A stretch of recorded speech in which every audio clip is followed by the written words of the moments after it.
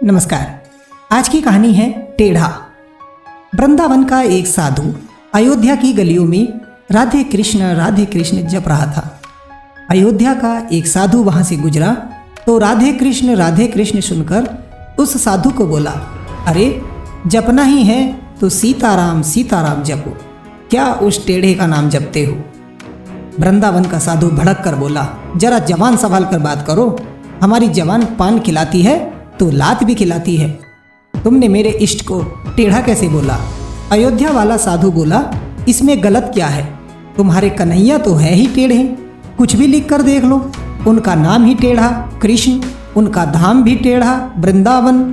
वृंदावन वाला साधु बोला, चलो मान लिया, पर उनका काम भी टेढ़ा है और वो खुद भी टेढ़े हैं, ये तुम कैसे कह रहे हो? अयोध्या वाला साधु बोला, अच्छा अब ये भी बताना पड़ेगा, तो सुनो। यमुना में नहाती गोपियों के कपड़े चुराना, रास रचाना, माखन चुराना, ये कौन से सीधे लोगों के काम हैं? और बताओ, आज तक किसी ने उसे सीधे खड़ा देखा है कभी? वृंदावन के साधु को बड़ी बेइज्जती महसूस हुई और सीधे जा पहुंचा बिहारी जी के मंदिर। अपना डंडा डोरिया पटक कर बोला, इतने साल तक खूब उल्लू बनाया लाला तुमने, ये लो अपनी लकुटी कमरिया। और पटक कर बोला, ये अपनी सीटी भी संभालो, हम तो चले अयोध्या राम जी की शरण में। और सब पटक कर साधु चल दिया। अब बिहारी जी मंद मंद मुस्कुराते हुए उसके पीछे पीछे साधु की बाह पकड़ कर बोले, अरे भाई तुझे किसी ने गलत भड़का दिया है। पर साधु नहीं माना तो बोले, अच्छा जाना है तो तेरी मर्जी, पर यह तो बता, राम जी सीधे और मैं टेढ़ा कैसे? कहते हुए बिहारी जी कुएं की तरफ नहाने चल दिए। वृंदावन वाला साधु गुस्से से बोला, नाम आपका टेढ़ा कृष्ण, धाम आपका टेढ़ा वृंदावन, काम तो सारे टेढ़े, कभी किसी के कपड़े चुरा लिए, कभी गोपियों के वस्त्र चुरा लिए, और सीधे तुझे कभी किसी ने खड़े होते देखा नहीं। तेरा सीधा है ही क्या?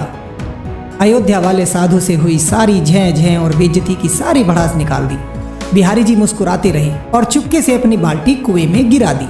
फिर साधु से बोले, अच्छा चले जाना, पर जरा मदद तो कर, तनिक एक सरिया ला दे तो मैं अपनी बाल्टी निकाल लूँ। साधु सरिया ला देता है और कृष्ण सरिये से बाल्टी निकालने की कोशिश करने लगते हैं। साधु बोला, अरे इतनी अकल नहीं है क्या? सीधे सरिये से भला बाल्टी कैसे निकलेगी? सरिये को तनिक टेढ़ा तो करो, फिर देखो कैसे एक बार में बाल्टी बाहर निकल आएगी। बिहारी जी मुस्कुराते रहे और बोले, जब सीधेपन से इस छोटे से कुएं से एक छोटी सी बाल्टी नहीं निकाल पा रहा तो तुम्हें इतने बड़े भवसागर से कैसे पार लगाऊंगा? अरे आज का इंसान तो इतने गहरे पापों के भवसागर में डूब चुका है कि इससे निकाल पाना मेरे जैसे टेढ़े के ही बस की बात है। यह सुनकर साधु बहुत प्रसन्न हुआ और राधे कृष्ण जपने लगा। कहानी देखने के लिए आपका धन्यवाद।